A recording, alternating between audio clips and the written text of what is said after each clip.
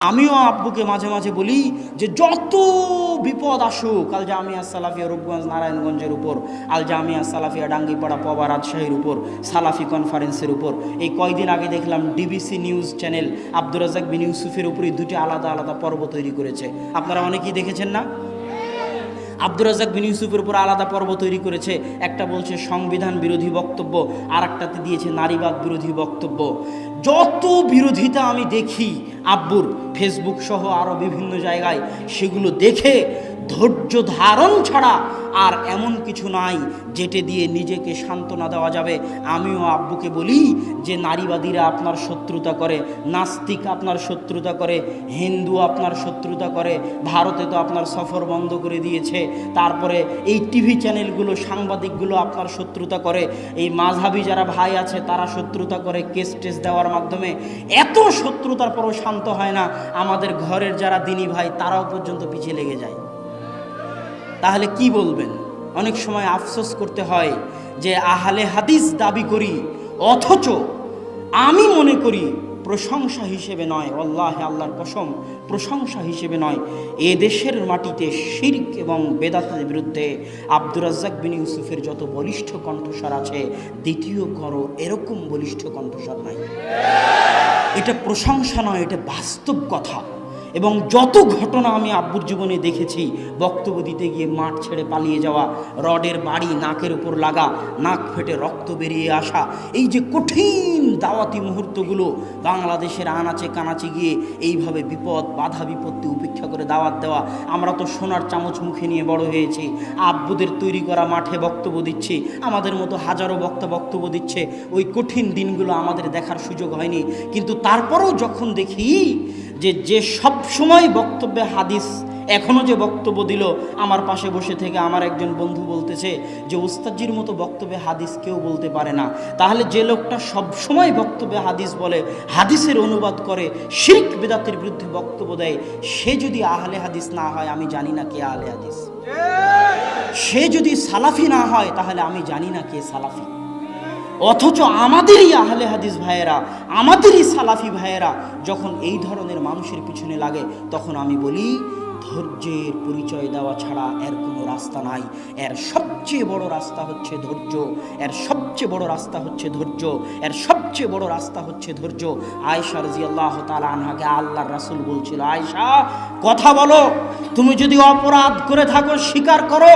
ওই সময় আয়েশা বলছিলেন যে আমি যদি আজ স্বীকার করি তাহলে মিথ্যা হবে, আর আমি যদি আজ অস্বীকার করি মানুষ বলবে খারাপ কাজ করে অস্বীকার করতেছে, অতএব আমি কথা বলবো না, আমি ধৈর্য ধারণ করব, ইউসুফের পিতার মতো ধৈর্য ধারণ।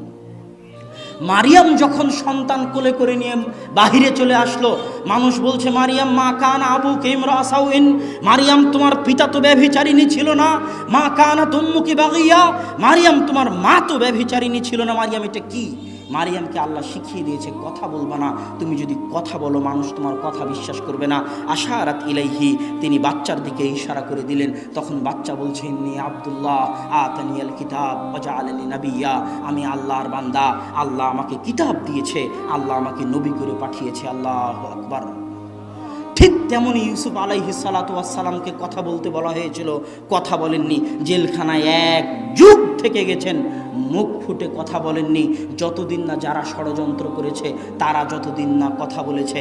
আমিও আব্বুকে বলি, আয়েশা, মারিয়াম, ইউসুফ, ইয়াকুব, তারা যেভাবে ধৈর্য ধারণ করেছিল, এই জাতীয় বিপদ আপদ, এই জাতীয় হিংসা, এই জাতীয় শত্রুতা থেকে বাঁচার একটাই পথ, সেটা হচ্ছে মুখ বন্ধ করে ধৈর্য ধারণ করে থাকা আর আল্লাহর নিকটে বলতে থাকা।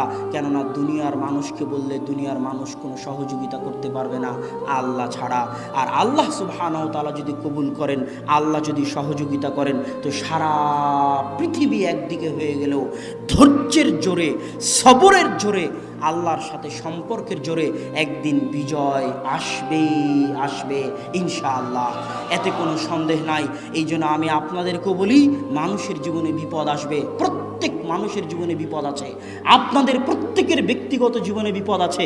ইন্না মাআল উসরি ইসরা, মানুষের জীবন বিপদ সংকুল, মানুষের জীবন ফুল সজ্জা নয়। প্রত্যেক মানুষের জীবনে বিপদ আসবে, কিন্তু প্রত্যেক মানুষের করণীয়, বিপদ থেকে বাঁচার জন্য করণীয় হচ্ছে 3টে জিনিস। যে বিপদে আসুক, আপনাদের সকলের জীবনে যে বিপদে আসুক, 3টে জিনিস দিয়ে আপনি বাঁচতে পারবেন। বিপদের কথা শোনা মাত্র হতাশ না হয়ে অজু করে 2 রাকাত সালাতে দাঁড়িয়ে যান। সবার আগে মানুষকে বলার আগে আল্লাহকে বলুন, আল্লাহ বিপদে পড়েছি, তুমি উদ্ধার করো। এই 2 রাকাত সালাত এত পাওয়ারফুল, এই 2 রাকাত সালাত এত পাওয়ারফুল, এই 2 রাকাত সালাত এত শক্তিশালী, এই 2 রাকাত সালাত এত শক্তিশালী। আমি আমার আম্মার জীবনেও দেখেছি, আমার নিজের জীবনেও দেখেছি, আর আল্লাহর রাসূল আর সারার ঘটনা তো দুনিয়ার মানুষ জানি। এই 2 রাকাত সালাতের চাইতে পাওয়ারফুল সালাত পৃথিবীতে আর নাই। যে বিপদেই পড়েন না কেন, এমপি, মন্ত্রী, মিনিস্টার, ডাক্তার, ইঞ্জিনিয়ার, পাড়া পড়োশি, সকলকে বলার আগে কাকে বলবেন? আল্লাহ সুবহানাহু ওয়া তাআলাকে বলবেন। এই 2 রাকাত সালাত আপনার বিপদ দূর করে দিবে। 2 রাকাত সালাত আদায় করার পরে আল্লাহর রাস্তায় দান করবেন, সাদকা করবেন।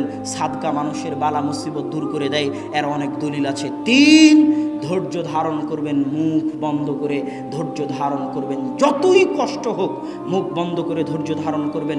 পরিবেশ একদিন পরিবর্তন হবেই, পরিবেশ একদিন আপনার পক্ষে কথা বলবেই। যেভাবে নবীরা ধৈর্য ধারণ করেছিল সেভাবে ধৈর্য ধারণ করুন। এটাই সফলতার সবচেয়ে বড় মূল মন্ত্র। আল্লাহ সুবহানাহু ওয়া তাআলা আমাদের প্রত্যেকের জীবনকে সাফল্যমণ্ডিত করার তৌফিক দান করুক, আল্লাহুম্মা আমিন। এবং আমাদের ব্যক্তিগত জীবন, আব্দুর রহমান, আব্দুর রহিম সহ, জামিয়া সালাফিয়া সহ সব কিছুকে মানুষের বদনজর, মানুষের হিংসা, মানুষের ষড়যন্ত্র থেকে হেফাজত করে ধৈর্য ধারণের সাথে সামনে এগিয়ে যাওয়ার তৌফিক দান করুক, আল্লাহুম্মা আমিন।